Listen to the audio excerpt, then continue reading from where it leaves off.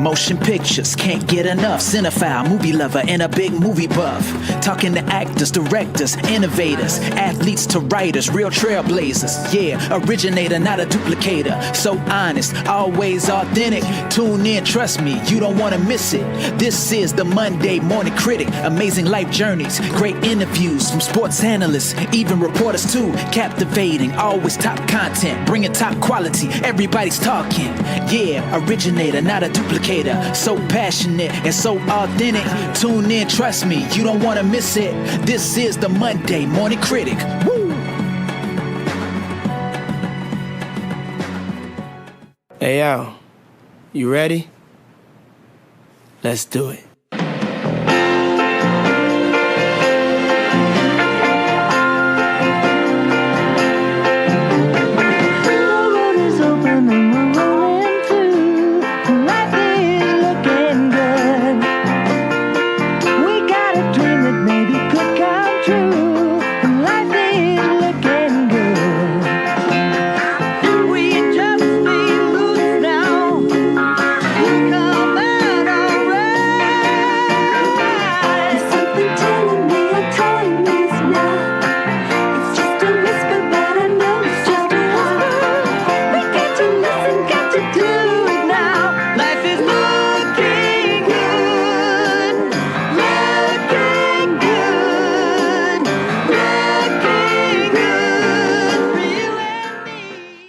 My next guest started acting when he was 12 years old. He studied at Carnegie-Mellon. He also was at the Film Institute of California, BFA, one of my favorite directors on the planet, Mr. Michael Pressman. Michael, how you doing today, my friend?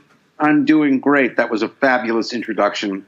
I'll save that one, okay? So when I look at your life, right? So many of my guests have to kind of sell to their parents, yeah, this acting or this directing thing, it's going to work out. I really want to try it. I don't think you had that problem because both mom and dad are actors or were actors, right? Well, you know, my mother was a dancer. Yeah.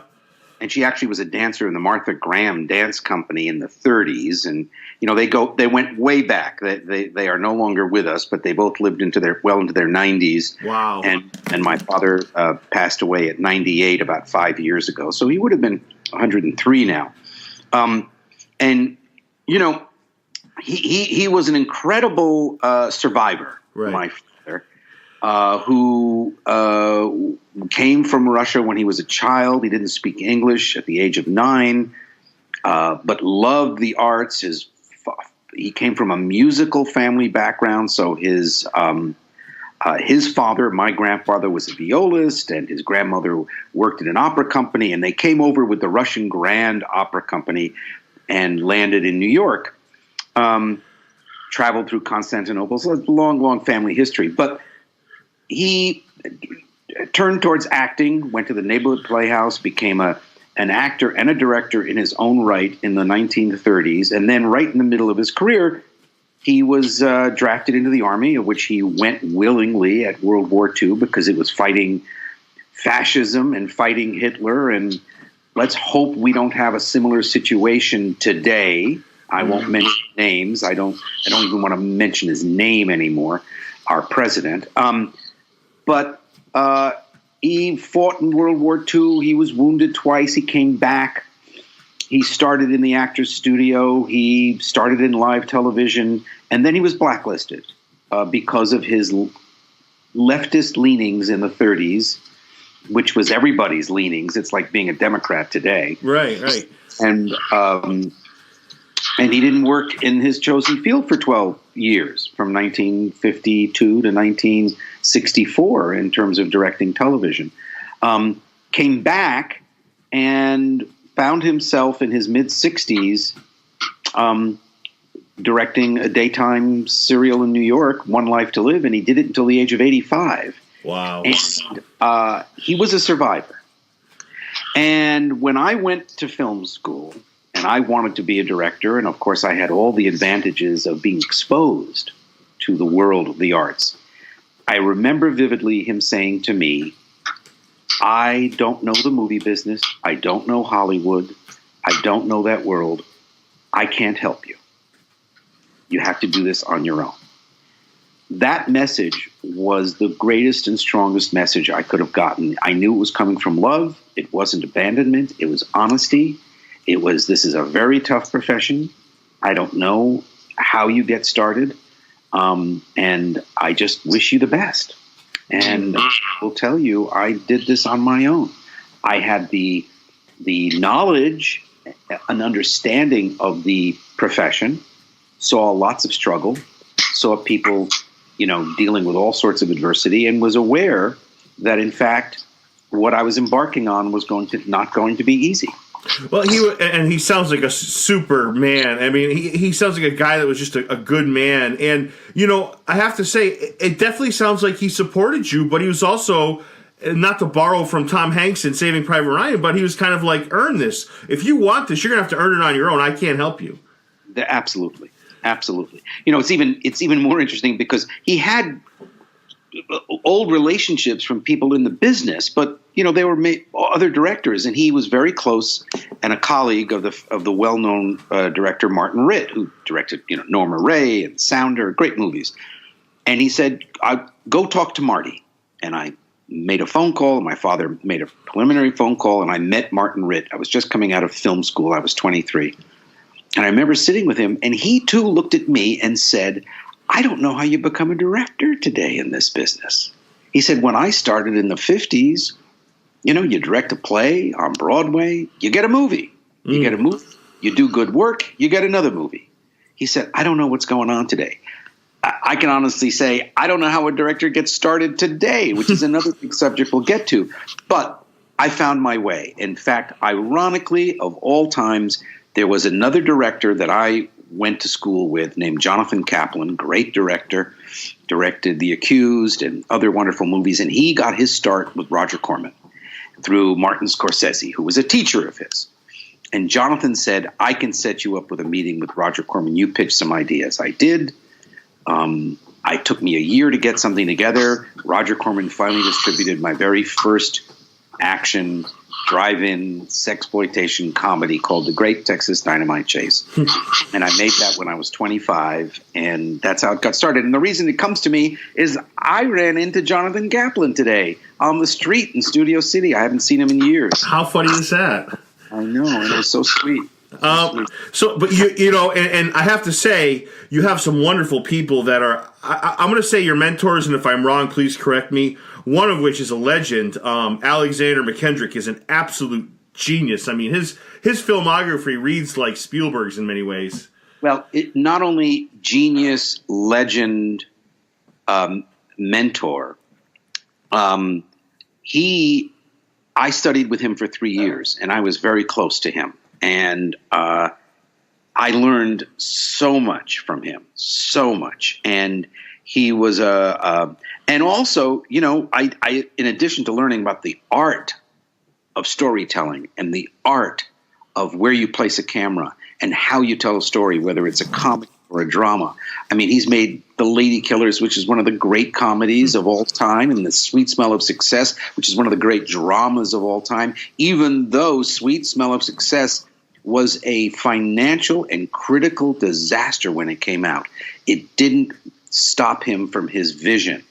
What stopped him was failure in Hollywood, and he quit. He quit at the age of 62 and became a film school teacher. And when I saw that he was starting his school, I left Carnegie-Mellon, where I was studying theater, and transferred to Cal Arts.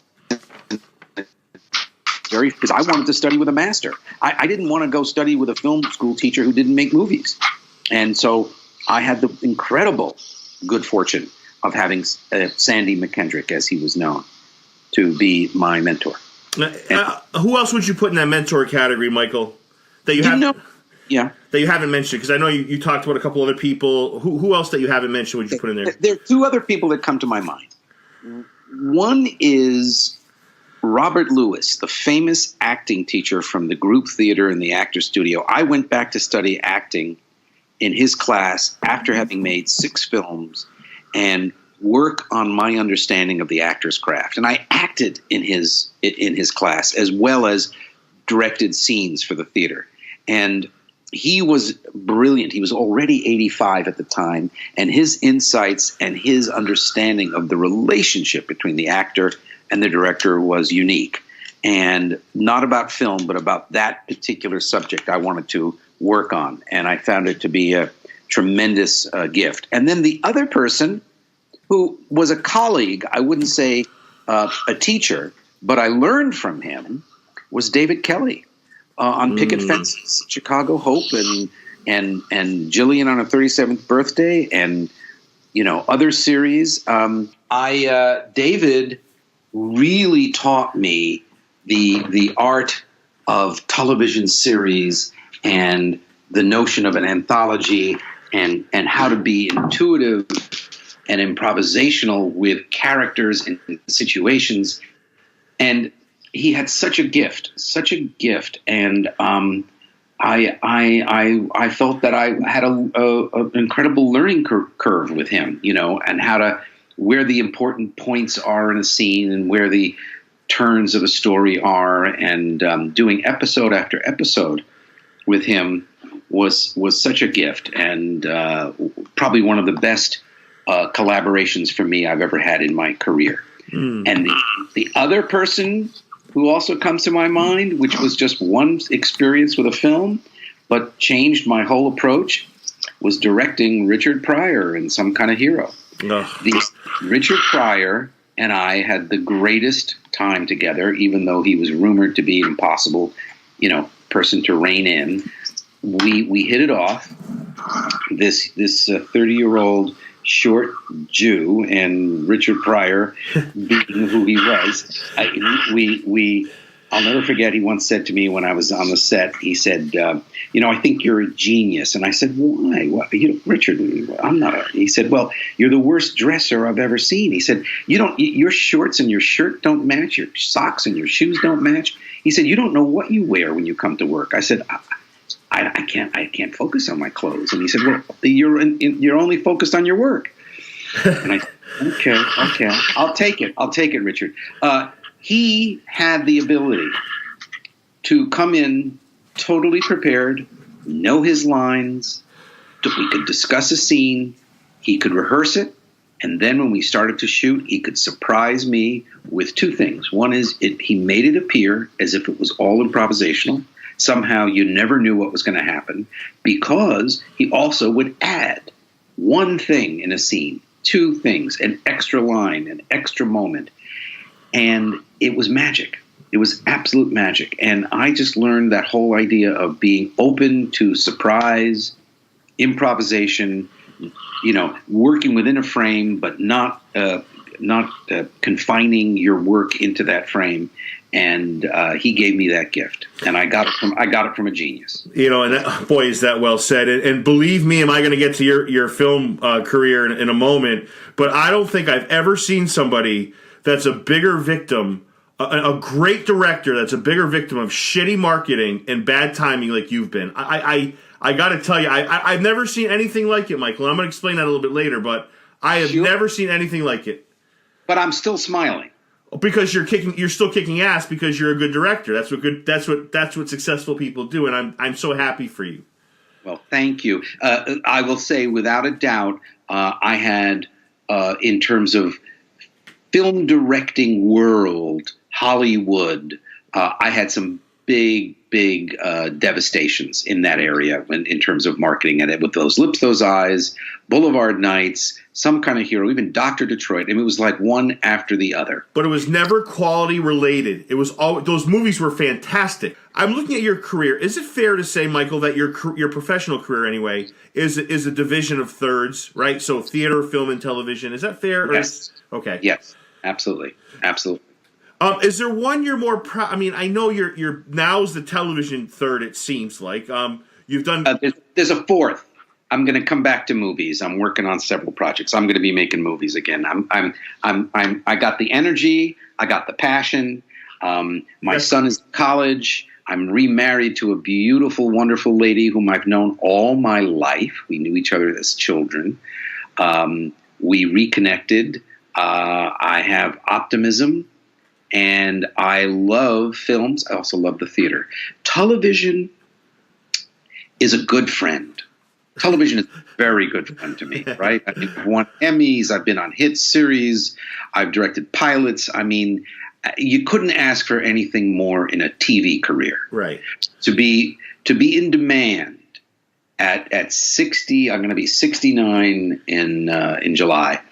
To be in the kind of demand where I'm turning things down. You know, someone said to me literally this morning, "Oh, there's this great series. They want you in Toronto to do 2 episodes." And I said, I don't want to go to Toronto for 2 episodes because it doesn't mean that much to me. I love my Law and Order SVU relationship. I do 3 or 4 a year. And that's great. You're absolutely right. It's a third. And, you know, maybe we'll do a fourth, and a fourth because I'm going to come back into the movies. Yeah, and I have to say, you know, for those of you listening right now, Michael is highly, highly regarded as a television director. But and I look at we go back to films a little bit. Every film you've made has been a great film. I mean, from what I saw today, and I've researched your life going on 8 or 9 hours now. I've loved everything you've put out. So I mean, there was no real bad.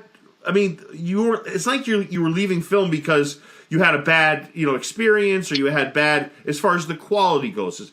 The quality was always there, Michael, I guess is what I'm trying to say. Well, they do say, and sometimes you don't know it when it happens because it's happening to you.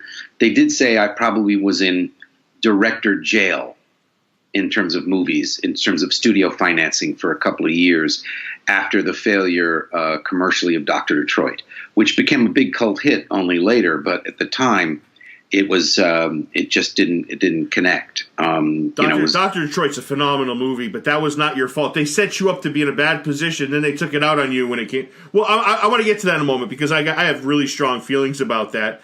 So you are also a guy, and I don't want to leave this out. And we said a little bit about this, but you're a big theater guy. Yeah. Yeah. I mean, is there? What do you miss most about theater? And in other words, so you do a lot. You're spending your time in television. You have plans to get back into movies. I think that's a great move. What do you miss most about theater when you're not there, Michael? Well, the excitement of working deep, taking the time. Time is not your enemy in theater. Time is an enemy in television for sure, but time is even an enemy in movies. I don't look at it as an enemy. I see the process being, the advantage, the lights going down. You've got to finish. You've got to work quickly. You've got to work intuitively. And there's something very thrilling and exciting about that. I literally had an experience on this last SVU where I had a half hour to shoot a scene that was going to take 2 hours, and I figured out how to do it because we were going to lose the light. Wow. There's nothing more exciting than that when you're directing television or even with movies. I have many of those stories with films. Theater is not about that. Theater is about exploring the character, the relationships. You work on a scene, you stage it, you look at it later, you can restage it, you can rethink it, you can run the whole play, you can see where your problems are, and then there is nothing more terrifying, exciting, rewarding than putting it in front of a live audience. That is so exciting. You all of a sudden find out, oh my God, it's working, or we're in trouble. And I've had both. Michael, give me a name, or maybe a few names of someone you've seen on stage that has left a lasting impression with you. Whether it's somebody from a bit ago, somebody recently, who has left an impression with you where you have been kind of blown away. And that's such an unfair question for me to ask you because you've seen so much theater. But if you had to throw a couple names out there. I'm going to jump around and see who comes to me. I mean, there is no doubt that I will never forget John Malkovich's performance as Biff in Death of a Salesman with Dustin Hoffman, who was also brilliant. But that was watching electricity on stage, just absolute electricity. From childhood, it's so funny. I was talking about it the other day, but even though I got to direct Richard Kiley in Picket Fences, he will forever stay as the Man of La Mancha, as which I saw the original production of, which was just incredible. I mean, to see him go through what he went through, from A to Z in that character was just so exciting. Zero Mostel and Fiddler on the Roof. I mean, it goes on and on. Maybe others will come back to me, but I'm just so excited about seeing a wonderful play. Period. There's nothing more exciting. I'll tell you one that I have to say I feel connected to is I think Essa Pather Murkison's Lola in Come Back Little Sheba. She won the Tony nomination. I directed her. We had that journey together. I just watched it at the Lincoln Center Library where it was videotaped. I hadn't seen it. The play was done 10 years ago. I was blown away by her performance. I mean, That was so. Yeah, those are some pretty hard hitters. Have you ever taught acting, Michael? I mean, like to a class on a semi-steady level.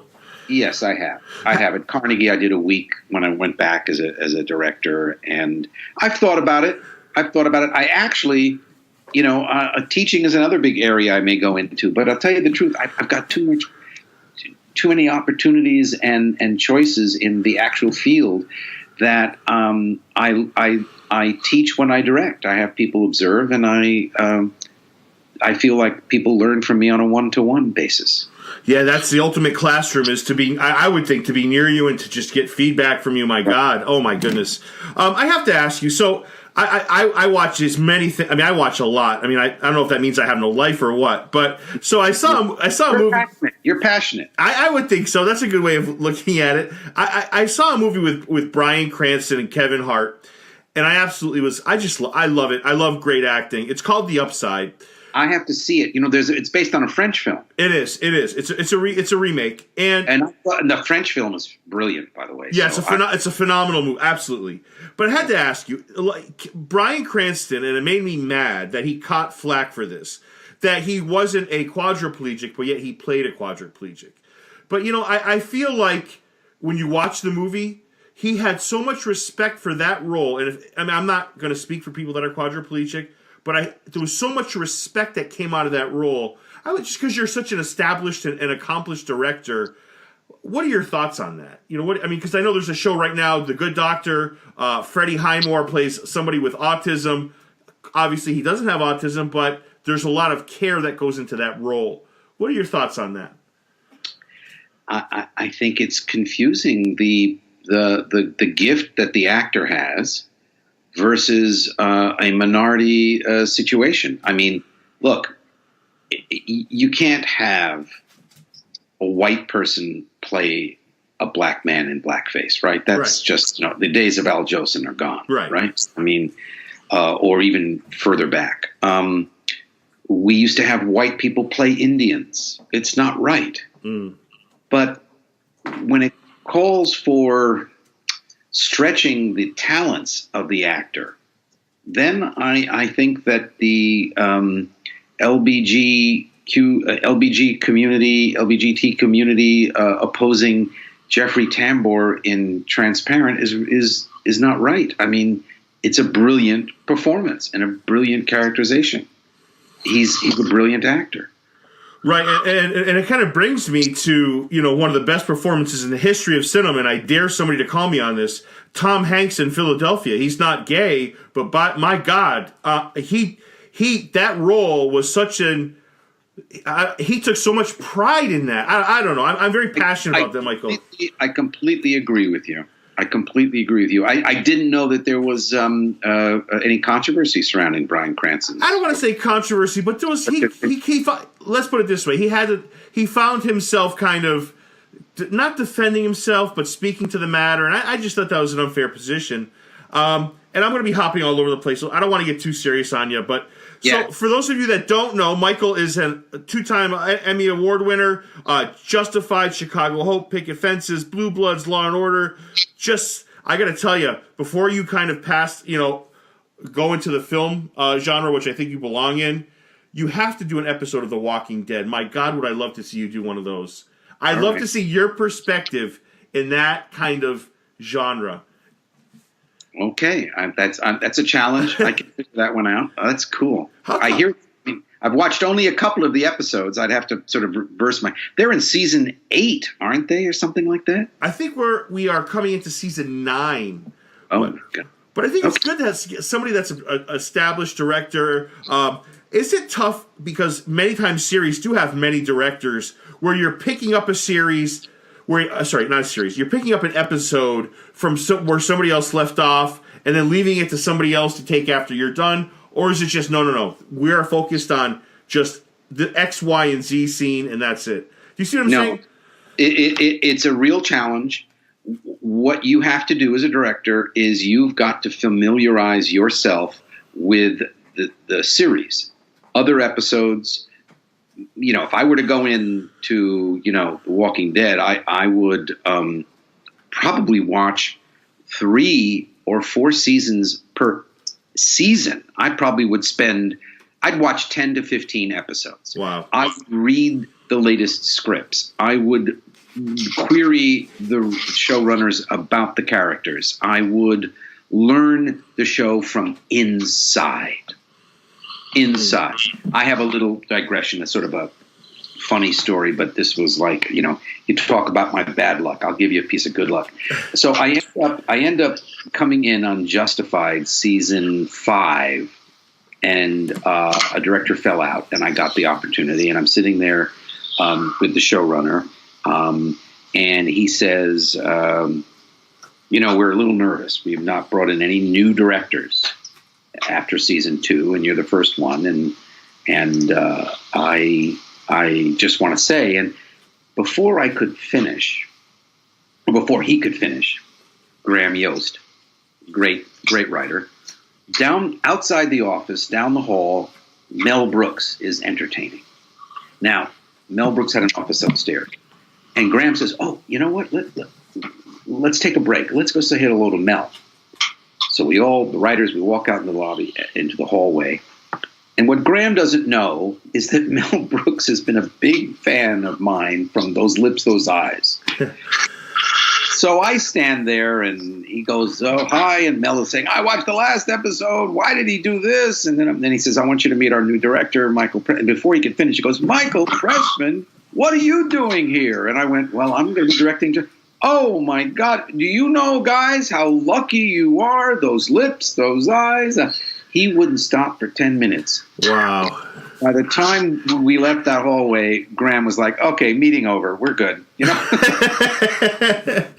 So sometimes you get lucky. Yeah. Has there ever been a show where you watch and you're like, I would love to just get a hold of that show for one episode, like a Breaking Bad or whatever? Like, is there a show that you watch where, because I mean, whatever you do, your work is eclectic. You can do anything. I've seen it, right? Is there something that you see in your own time that you're like, boy, would I love to get a hold of one episode of that show? It's funny. I don't put myself through that too much. When I watch something that's really good, I get excited. Period. I like the work. I was so glad to do Sneaky Pete. I loved that show, and I yes. directed. And my wife says, "Oh, you should get Game of Thrones." And I go, "Oh, listen, honey, I love Game of Thrones, but let's stay home and watch it. I don't want to go travel and be told every frame what to do." And they've got it down. Yeah, they're great work. I got no complaints. Yeah, I don't put myself through that. So I have to tell you, if Dr. Detroit came out today, it would be one of the number one movies, not only a movie of the year, but certainly a comedy, because I can't tell you the last time a good comedy was released. And I think it would have fit better in today's society. And just the way, and none of this, Michael, by the way, is your fault. It's not a cult classic, because I feel like cult means like, oh, you kind of have to, it kind of takes time to like, it's a great movie. Let's call it what it is. It's a great movie. You know what? I so appreciate your point of view. What can I tell you? But I do think it would have done better with better marketing, things that are out of your control. But you know what? What a great movie. I mean, I know you let you had to have a positive experience with Dan Aykroyd. I mean, is it one of those? Loved Dan Aykroyd. Loved him. And the whole it was one of the great experiences. You can tell by seeing the movie there was such chemistry on the screen between everybody, and I tried to keep everybody in master shots. You know, I did a lot of oneers with everyone moving around, and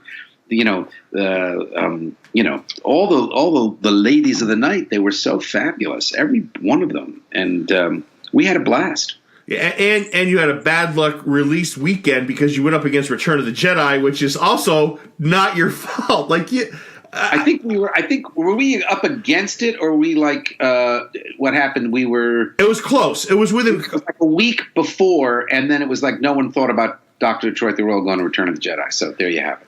But there's been a lot of movies that, and like Dr. Detroit, that really took off after the cinematic release. Shawshank Redemption being one of them. Like, right? Well, one of the great movies. Yeah, I agree. I mean, I'm stunned as to how. I mean, I just recently did the whole commentary with Shout Factory on Dr. Detroit a year ago. It just came out on Blu-ray. The other thing I wanted to ask you was, when we talk about some kind of hero, you mentioned Richard Pryor. He does not get enough credit for that performance. I've been holding on to that for a little bit now. I have to agree with you on that one, and I don't understand that completely. Is it because they're not familiar with the film, or is it because he's doing something different that's subtler than the other work? I don't understand. You know, I think the problem is when you have people that go to the theater and they see Richard Pryor, they're expecting, like, I don't know, an hour and a half of F words as opposed to a phenomenal actor. Is that because I'm going to tell you, to some of the greatest comedic people we have alive now have done some phenomenal serious movies. Will Ferrell's done some great serious movies. I mean, we can name a bunch of people, but I'm going to tell you right now, he does not get enough, and you don't get enough credit for how good that movie is. It's a movie that is it's a very complicated movie. It's got drama, it's got comedy. You have to enjoy the movie for what it is. You can't judge the movie before you've seen it. Yeah. I haven't looked at it in a long time, so maybe I should revisit as a viewer. I'd be curious to see what the experience is. All right, so I have to ask you this because this is a good look, because a lot of people ask you about this and they love it. You know I have to ask you about Teenage Mutant Ninja Turtles. Of course. When were you going to get to Teenage You have so many things I have to talk about. Okay, let's get there. I've been waiting. The best line I have for you is, because I recently saw the sound man who did the sound on Ninja Turtles, and I said to the sound guy, David Kirshner, I said, by the way, I'll never forget my conversation I had with your 8-year-old son, who was there spring break, and we were shooting the movie in North Carolina, and he's there looking at everything, and I went to him and I said, I got to ask you a question. I said, do you think the Ninja Turtles are real? And the little boy looked up at me, he said, of course they're real. And I said, well, then what's going on here? Who are all these people? He said, oh, they're just actors telling their story. And it was like, he had no problem at all. That we were recreating the real turtles. Yeah. I loved it. It was like, oh, I see. So the turtles are real. They live in the sewers. But we're just sort of telling the story about them. He said, oh, absolutely. Absolutely. But isn't it amazing, though? I named 3 fantastic movies. Isn't it surprising what lasts as far as what the public thinks? Like, it's like 3 phenomenal movies. Like, I don't know. I know. Well, Teenage Mutant Ninja Turtles was an aberration for me because I was doing a television movie, and the producer of a TV movie had gotten hired, Terry Morse, whom I knew very well, and they were doing the sequel, and they needed a director to come on quickly, and I had my one big success was The Bad News Bears and Breaking Training, which was, as at the time, sequels were not notoriously successful, and that movie went on to great box office, great success, and it still plays on television 30-some years later. So that was my calling card. Get the guy who did the successful sequel. So I went to see it, the first one, on the weekend. I went, oh, my God, I think I can do better than this. And I had a little boy starring in a television movie, and I said, can you explain a little? And he went, why? And I said, well, I might get a chance to direct the sequel. He said, oh, you have to. And he tell me all the characters, what the backstories were with it. So I heard it from a 10-year-old, and I retained this idea that I've got to make a movie from the point of view of anyone between, 6 and 10. So there was a childlike, Marx Brothers-like, almost Three Stooges approach to telling the comedy of that film. So it was a very adult, sophisticated person going into the body of a 10-year-old. I mean, I suppose today, if you make that movie today, I think you really would have to hire a real Ninja Turtle, huh? I mean, you couldn't have a white Jew direct that movie.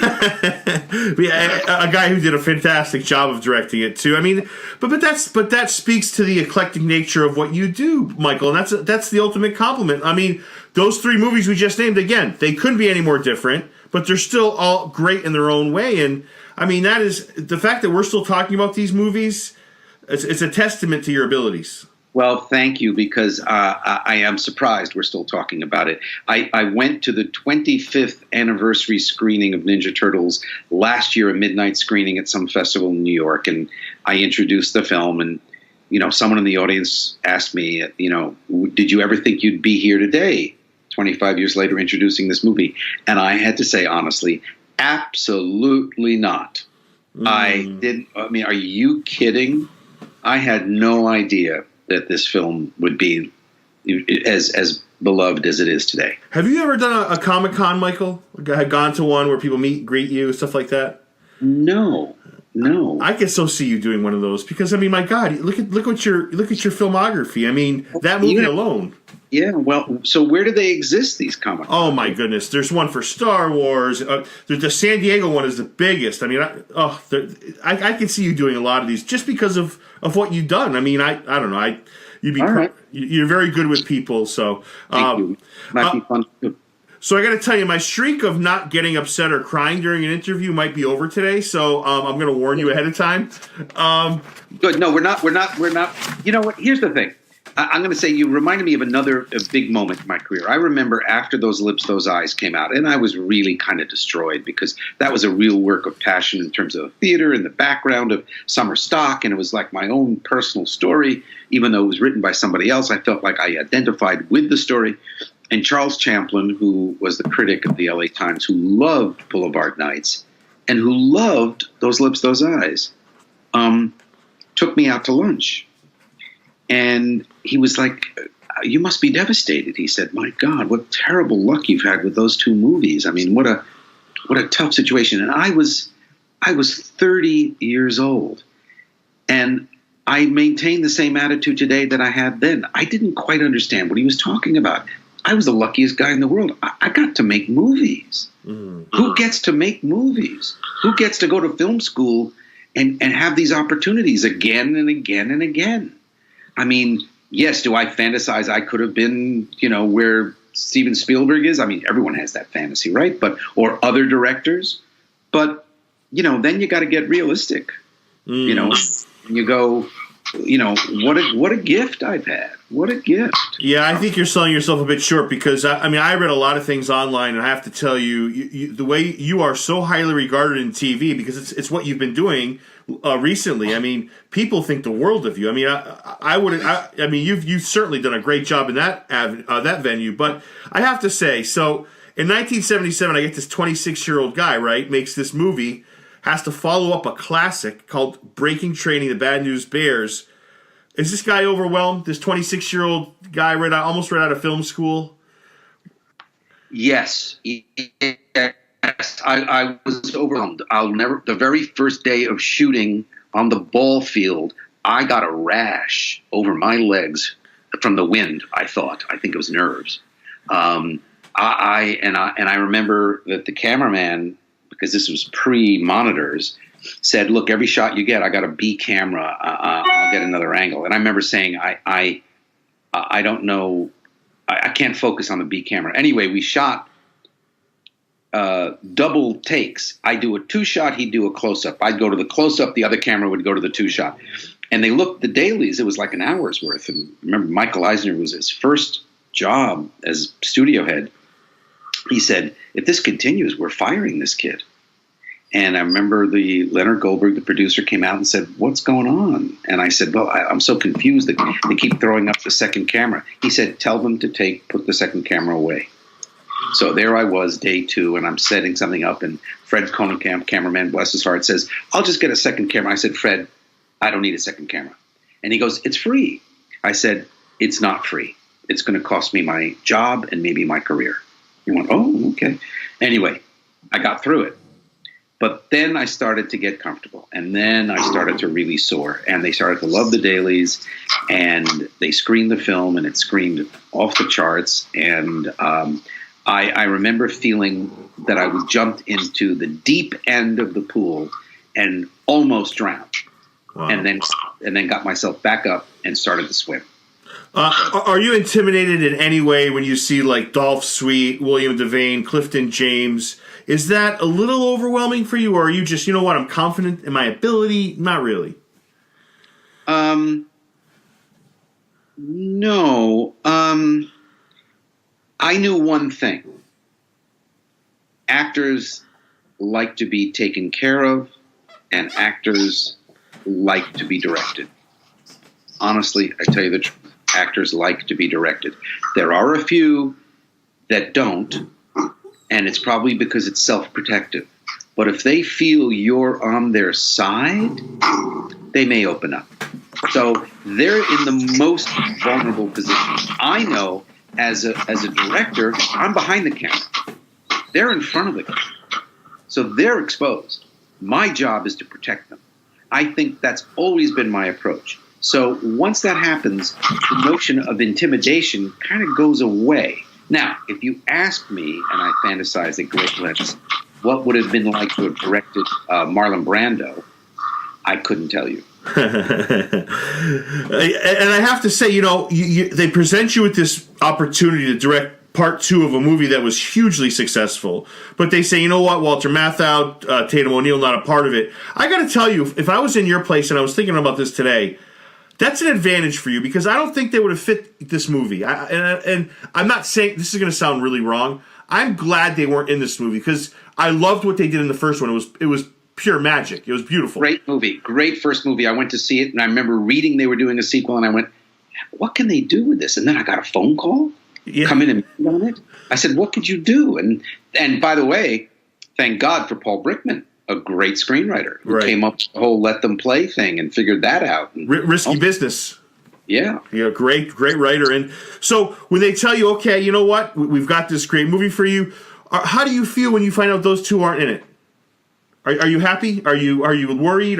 What's your mind state? What's your state of mind at that point? No, I actually wasn't disappointed. I mean, I was disappointed that Walter Matthau wasn't in it, because I'm such a Walter Matthau fan.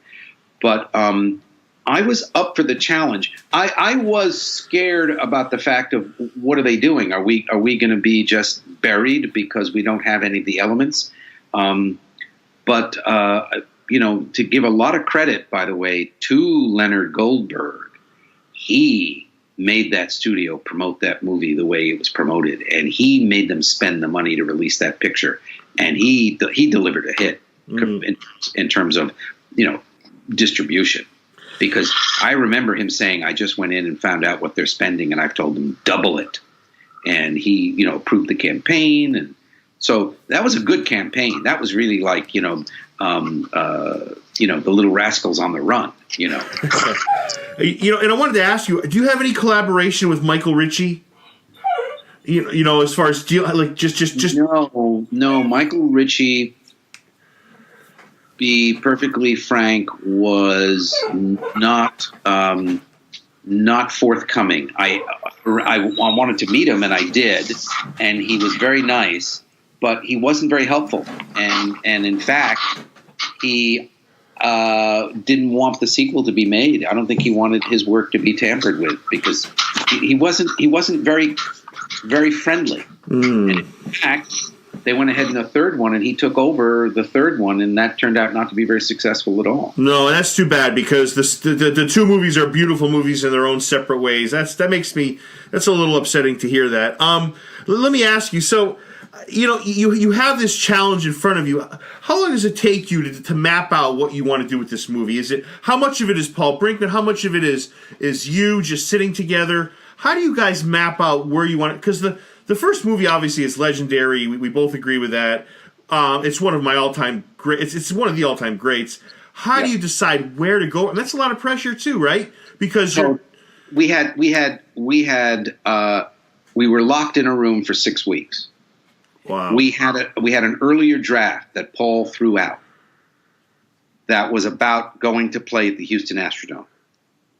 And Paul came up with 2 critical ideas, and then he was able to write. One was the game gets canceled in the middle of it, and it reunites the father and the son and let them play. That was the first idea he had, which was like, now I know how to write the script. So everything was building up to that. We would talk through scenes every day, but he wrote the script. Now, where I came into play was capturing the emotional connection between the kids. I mean, like that whole dinner scene stuff, about those were all improvised moments. There was like one word of dialogue, but then these kids just went on, and the editor did a fabulous job of putting all those pieces together, because I ran, 10 minutes of dinner conversation between each family and had them improvise. And that was when I realized, I'm off to the races on this. This was like the second week of shooting. And then a lot of the stuff on the ball field was all improvised by me.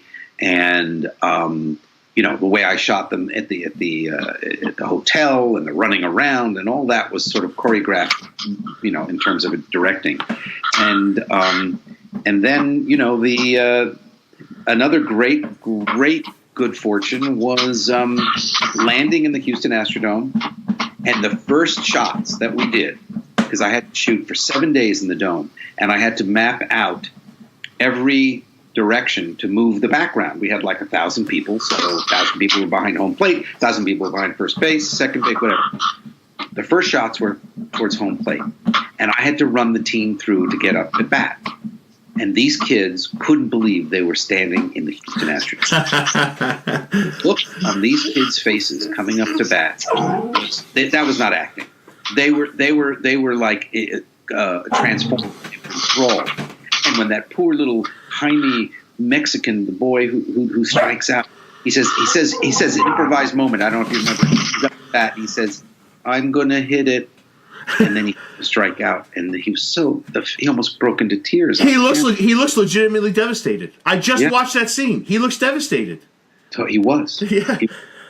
Now, the other thing that happened in that film, and I actually wrote to Bill Devane about 3 or 4 years ago, because I found a photograph of him with my parents who visited, was that he saved me in that whole Houston Astrodome film sequence, because when I shot him at first base, he reenacted every inning, and it would be cut, pick up, and he'd go, okay, who's on second? What's on third? Do I know who's at home at bat? And he would improvise every relationship and yell and carry on, and he told the story through his eyes, and that was not in the script. Yeah, and I have a lot to say about him, and I never once doubt that he was their coach and how much he cared for those kids. He's patting them on the back, he's holding their hand, he is their coach. That it's almost deeper than acting, if that's a weird way of saying it, Michael. You're talking about a moment that brings me to tears when they run off the field and he's holding the hands of the little boy. I mean, he's so connected with them, and then. He's a terrific ball player. I mean, all that stuff when he trained with them. He looks good. All improvised. Yeah, and I have to say, there's the cinematography in this movie. I was on a treadmill today watching it, and I had to step off because I was getting a little emotional. When Kelly Leak is Jackie's at the Astrodome, and the sun is coming either up or down. Yeah. And he's looking at the Astrodome. My God, is that a powerful scene? And the other one is when he's running away after the fight with the. I know. And the close up on him, just because it summarizes the frustration he has with his father. It's I don't know, those little things in this movie. It's hard to ignore. It's just such beautiful movie making. Well, thank you. I mean, it seemed to have a tremendous. Look, you know what? That's what we do. And I have nothing more to say about it. But it's the job of digging in. You shoot some stuff. There's stuff that isn't used. But I also love them on the road in that motel and him watching the gift one for the Gipper, and what's his name? The little Loop. Looper.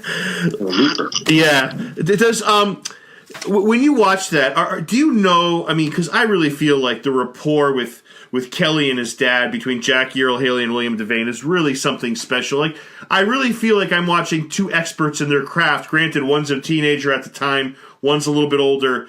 Do you feel that? Do you know there's something special there? Oh, I knew there was something special there. Paul Brickman wrote it for that character of Kelly Leak, and Jackie Earle Haley was a brilliant young actor. Only later do we realize how brilliant he was in his. At the time, he was hard to read, and he wasn't an easygoing, forthcoming kid, you know. And Bill was also a little edgy. They had a very edgy relationship once, both. I don't know about behind the camera because it never came into play, but they were not lovey-dovey as two actors. They challenged each other. But does that? I guess that comes to that shows, that kind of reflects on screen. Is that a fair way of looking at that? It does completely. It does.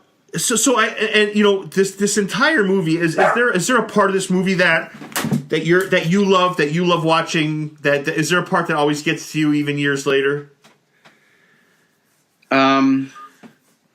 That dinner scene I'm telling you about. Yep. The whole let them play in the ball field it always gets me.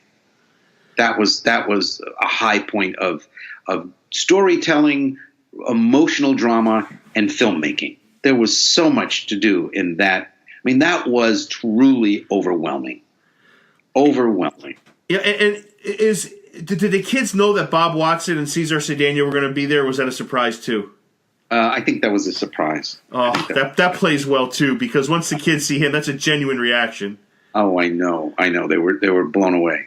So I got to tell you, the music is perfect in that last 10 minutes. Like, it's perfect. Yeah.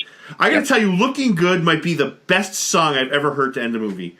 I've searched for that thing everywhere. Like, you can't get it, I don't think. You know what? The one thing that they were upset with me about, and I think in retrospect the picture might have made $2 million more, but who cares, was in the temp version, when they screened it for a bunch of kids, they played the Leo Sayer song, "You Make Me Feel Like Dancing," and when they were in the van going to Texas, right. And I will say that the whole audience was like 8-year-olds and 10-year-olds, and they're all singing, "You make me feel like dancing," and I just thought that was criminal, and I thought that was breaking up an aesthetic. Today, I might have said, "Sure, let's do it." And it would have been fine. It wouldn't have hurt the movie. In fact, it probably would have made it even a bigger classic. I don't know. Is it any harder, Michael, to shoot with kids versus just you're working with adults? Is it any more difficult? I mean, I hate to sound like a master of the obvious, because I know sometimes kids can be a little quirky, but so can adults. But is it any more difficult? There's a challenge and then there's a reward. The challenge is you really have to know what you want and talk them in non-intellectual terms, but he really upset you. That guy said that to you, and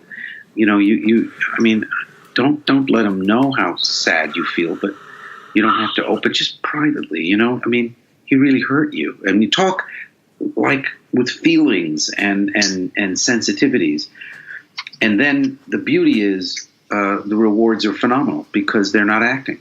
They haven't been taught or spoiled. I just did an episode. In fact, I recommend you to watch it. The last SVU I did in July, called Zero Tolerance. It's episode 3, and it stars a 9-year-old girl who is miraculous. She's a girl separated from her parents at the border, escapes, go to New Jersey, escapes the foster parents, and ends up in a string of girls being sold, and they save her and they reunite the mother and the daughter. But it's a heartbreaker. In fact, I think it's one of my best SVUs. And I remember when we were shooting, the little girl was kind of driving the actors crazy because she was so scattered. And at one point, Mariska Hargitay, whom I love, who is brilliant, who is so collaborative and wants to be directed, and we have a great relationship, was like, this little girl's annoying me. And I said, I have to love her to get her performance. And she said, I get it. I agree. I get it. I'm sorry. So they had to tolerate some childish behavior. But when you put the film together, this girl is unbelievable. Yeah, beautiful. And let me ask you, so do these kids, just a couple more questions on Bad News Bears. So, like, you see Tanner's performance. Are you blown away by that? Like, I mean, do these kids already know? I mean, I know they know their roles. That's a stupid way of looking at it. But do they know what they're supposed to say? In other words, so when you let the actor who plays Tanner out, Chris Barnes, when you let him out, is he in Tanner mode, all red ass and ready to curse up the world? Yeah, but you see, Michael Ritchie did the most amazing job in casting. So I inherited those kids. I ended up having a great relationship with them, but boy, was that brilliant casting. And Marion Doherty gets a lot of credit for that too. And Marion Doherty, who's no longer with us, brilliant casting woman, was the one who said, Bill Devane, Bill Devane. And I went with her instinct. She also was 100% right. They loved their characters. I met with them for a week before we began shooting, and I actually helped them learn their lines. And they did their lines. And then I would say, you guys can do whatever you want, make it up, or da-da-da-da. But a lot of it is scripted. And I'll never forget, talk about kids. The boy who played Engelbert, Jeffrey Lewis Starr, who's now a man in his 50s, I assume, who I see on Facebook occasionally, was 12, and he had never been in a film. And I interviewed him, and he was just like so innocent and honest. And I said, do you have any questions? And he said, yeah. Do I have to learn all my lines before we start shooting? And I said, what do you mean? I said, it's going to shoot over 50 some days. And he looked at me, I said, oh, I thought we start and don't stop and we just shoot the whole movie. And I said, no. Well, you have to learn your lines like just for that scene. Oh, okay. It was like he thought he's going to show up and we're going to make the movie like without stopping. Do you know what I mean? Right. So now we're shooting for several weeks, and he realizes now we shoot a little at a time, and we shoot it again, and we get it right. And if you make a mistake, you can do it over. And he's relaxing a little. I'll never forget this moment. And I'm going in the hotel, and he's running down the hallway of this Holiday Inn we're staying at, and there's a pool, and he's in his bathing suit, and he's got a towel, and he's running past me. And I said, Jeffrey, I just want to tell you, you're doing great. And I've seen these dailies, and you're wonderful in it. He goes, dailies? What do you mean? I said, we watch what we've shot. And he goes, you mean you take it out of the camera? And I said, well, yeah. He said, I thought it stays in the camera like, a roll of film. When you're finished, then you take it to the camera store and you process it. I said, no. We watch it all. Oh. And of course, the payoff is I run into the kids a year and a half later. About 5 of the Bears are at an ice cream parlor, Baskin and Robbins in Hollywood, and they've come back from Japan, and they've had a great time. And Jeffrey's there, and he said, "By the way, they say the dailies look great." And I'm going, "Oh, he's learned the lingo." It was so funny. It was Jimmy Bale your decision, because I thought that was a great one. Yes, he was an additional cast, and he turned out wonderfully. I felt like he faced an uphill battle, because he took a little bit of the brunt of, and it absolutely was disgusting, because it's not his fault. Being a new cast member, you have a few that aren't there anymore, and he comes in and does a great job, phenomenal job. But, that's where Paul, I have to give credit again in terms of structure and writing, is he wrote into the fact that they didn't easily accept him in the story. Right. And he was a bit of a blowhard. And it turns out that he's a terrible pitcher. He says, oh, I can do this, he can do that. And he imitates all these pitchers. That was totally Paul. And then, of course, he's hitting the batters, and I think I added. But, and that's where, of course, the payoff is, if you remember, Carmen Ranzani is the one who hits the final hit. I just watched it. And then Bill Devane added that line, "Come on, Carmen, it's what we're here for." That was Bill.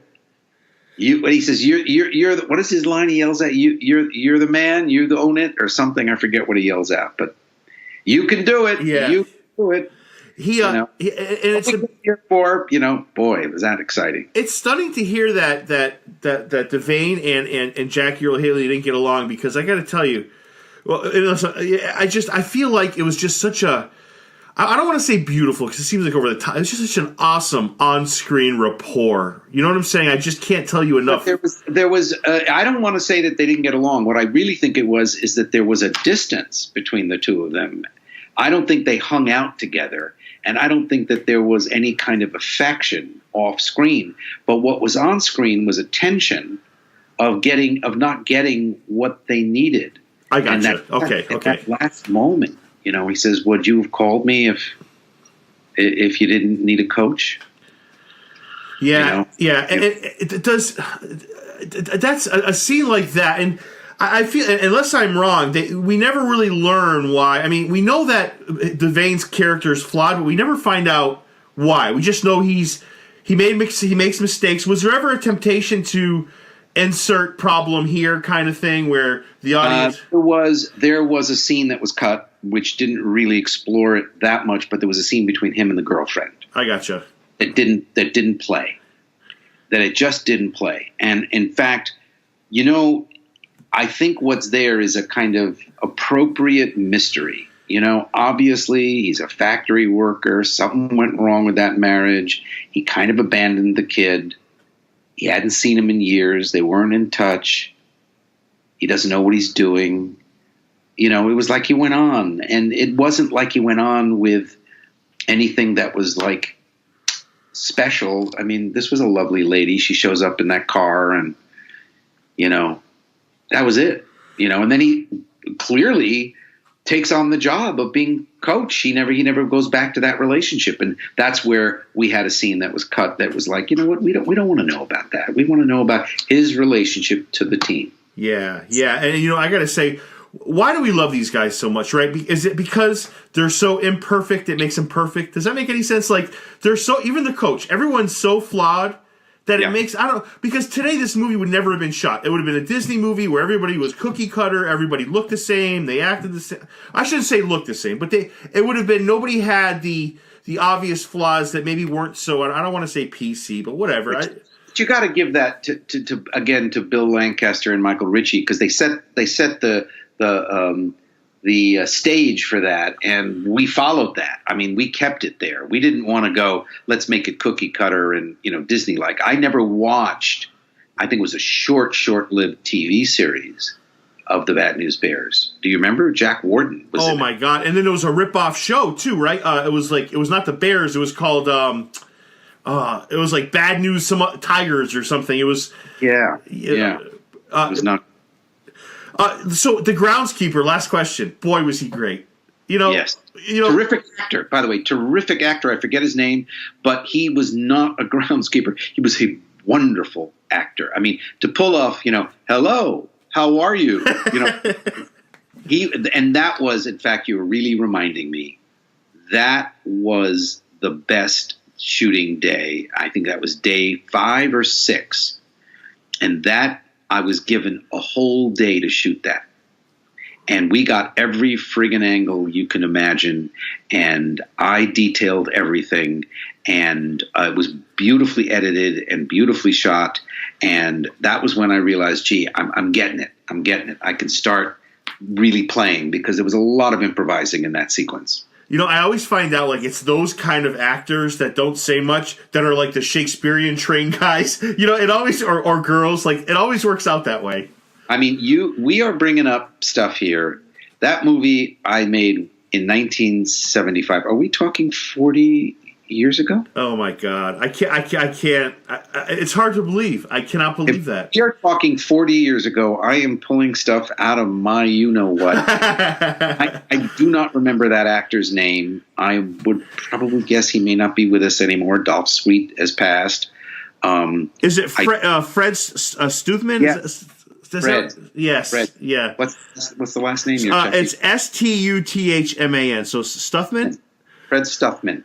I don't know if he's still with us. Is he? He passed in 1982. He died at 63. But you know what? He oh my God, I'm looking at his filmography. He was in Escape from Alcatraz, Marathon Man. You weren't lying, were you? No. Wow. I don't know. I watched this movie on the treadmill, and I got to tell you, it has aged so well. And so what is your take on why these kids are so beloved? Like, we're talking about this, like you said, 40 years after the fact. Why?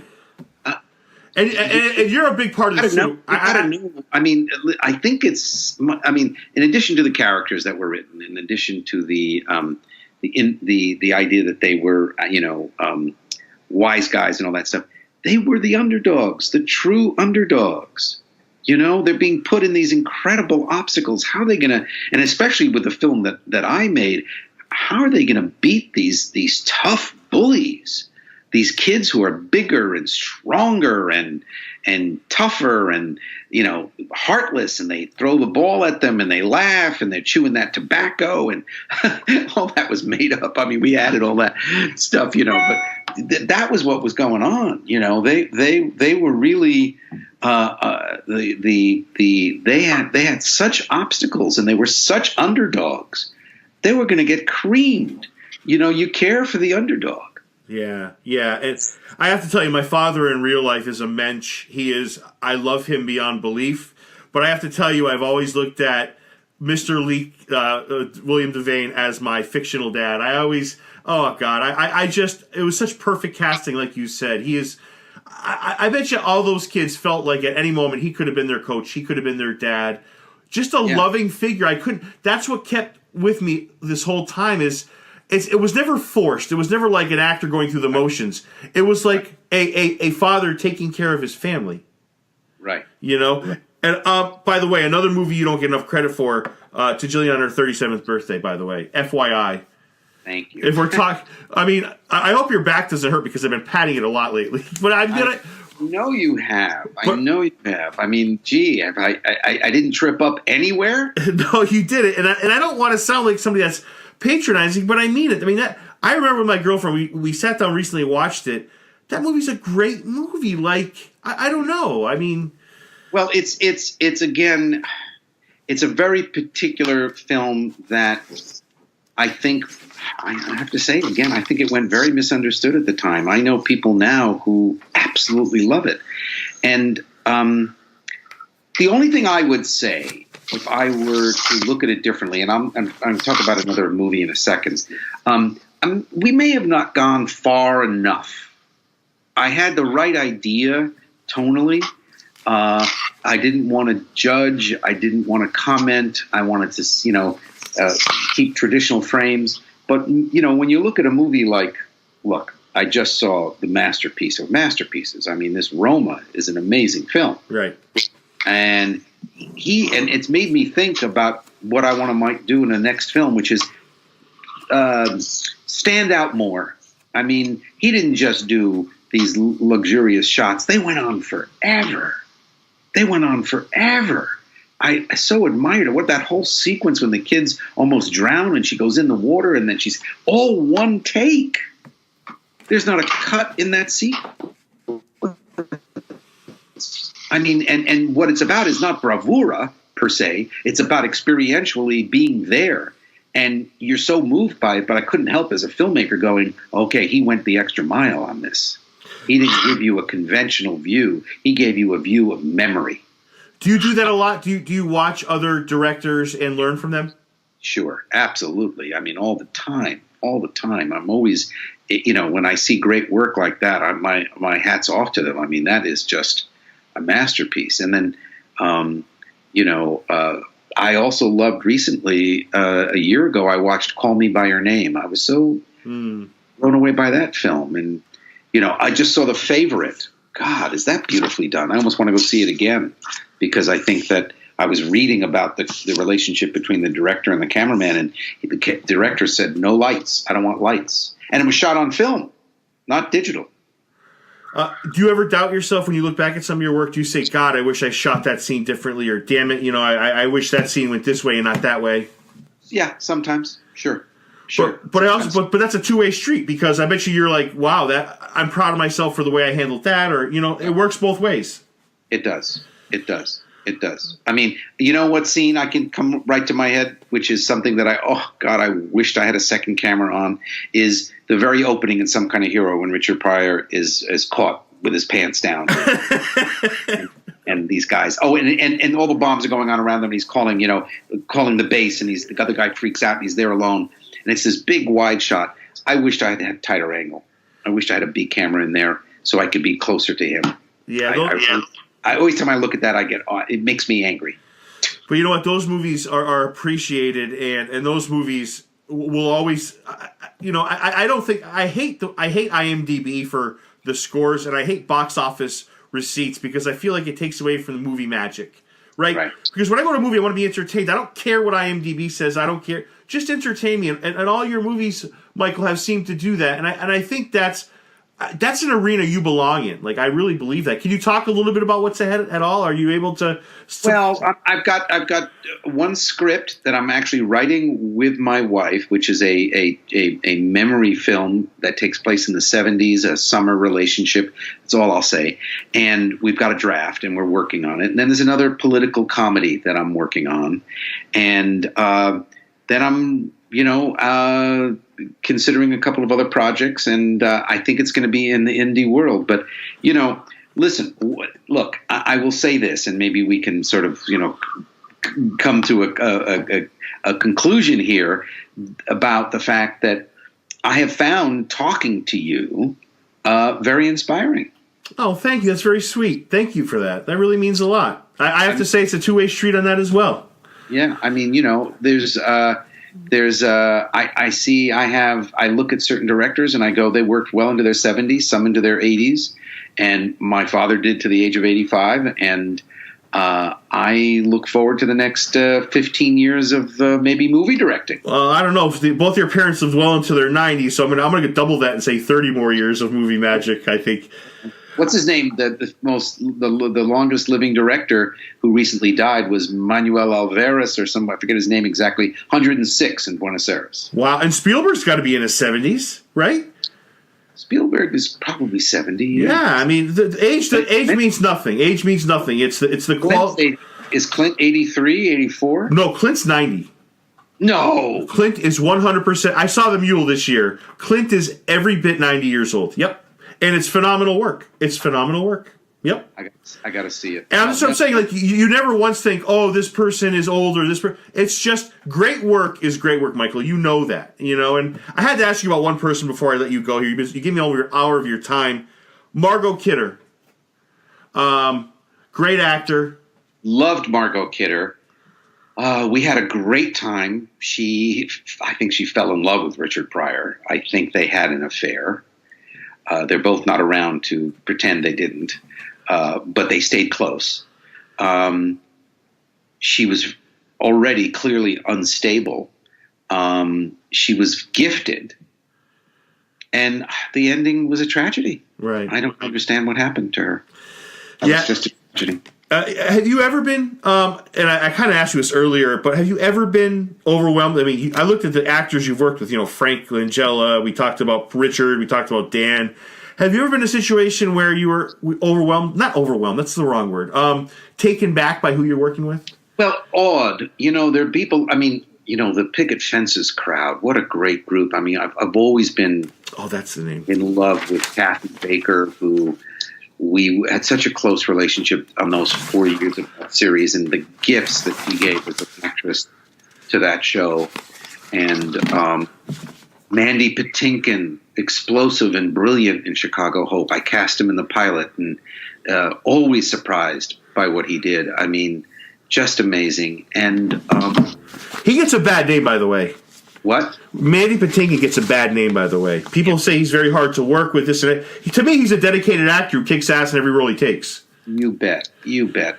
You know who else? I did a TV movie once with, and Maureen Stapleton starred in it, and with Mike Farrell. Mike Farrell, wonderful man, wonderful actor. And I remember we were doing a scene. She played a psychiatrist, and he was a psychiatrist. And he says to me, and I understand. He says, is she having trouble with her lines? Is she not? And I said, I can't tell. And then we looked at the dailies together. He was a producer on this film. And it was totally intended. She was so improvisational. You felt that everything was coming to her at the moment. It was like, I don't know if, it was like that. She would say, I think that you should probably, and it would be like that. So it would be, is she struggling or is she acting? She was so believable. She was so brilliant. That took me back a step, I must say. Jerry Stiller in those lips, those eyes. I couldn't keep a straight face with Jerry Stiller. Yeah, and there's another guy I wanted to ask you about. Did you have a chance to direct Tom Skerritt? Yes, of course, Picket Fences. Yes, right. So I wanted to make sure, because I got to tell you, I saw him. People say, well, they've listened to my homage to you today, but people talk about, I always talk about how movies just move me beyond belief. I was watching him in something, a Picket Fence is phenomenal. A river runs through it. And he finds out he just loses his son. Michael, I got to tell you, I felt like he really lost his son. Like I was just so blown away. I don't know. I will tell you, the key with Tom Skerritt is, and again, the camera, you can't even see it when you're on the set, is inner truth. Inner truth. I remember a scene once. This is not about something big and dramatic, but I'm doing a scene and it's 4 people in a room and it's an argument, but he has no dialogue. And in the middle of the scene, he's like the 4th person standing. It's between the judge and Ray Walston, who was also fabulous, and Fivis Finkel, who we all loved, and Don Cheadle, who was amazing. And they're all arguing in this scene. And Tom had no lines. And all of a sudden he turns around with his back to the camera in this big wide shot. He's looking up at the set, at the window, and I'm thinking, what is Tom doing? And I'm thinking, I don't get it. But I let it go. I figured, you know what, I'll be in coverage, I won't see it. I looked at the scene. He was brilliant. It was like the argument was upsetting him so much that he turned and looked out the window at the city street. Now, we're on a set of 20th Century Fox. There's only a backdrop. Wow. But in reality, he's looking down the street at the world outside as these people argue inside. And I said to him later, I said, that was brilliant. And he went, oh, thank you. I said, I really was almost going to stop and say, what the hell are you doing? But you had an idea, and now I get it. And it was just great. And it was like, thank you. I love Tom Skerritt. Wow. And would it surprise you if I told you he's 86 years old? Isn't that unbelievable? It is unbelievable. He is unbelievable. I miss him. I think I saw him 7 or 8 years ago. So, wow. Michael Pressman, I cannot thank you enough. I hope when you come back to the theater and I see your great work again, you'll come back on the show, because this has been one of the greatest interviews, and I can't thank you enough. Well, you know what? You're phenomenal, and I know you've loved my work, and I can't thank you enough, and I know you mean it from the bottom of your heart, so I'm going to take it seriously and take it in. Yeah, and you let me, as the mensch you are, you let me pester you, and you were so nice about it, so sweet. For those people that are listening, I got to tell you, Michael was just a class act from the start. Thank you so much, Michael. My pleasure.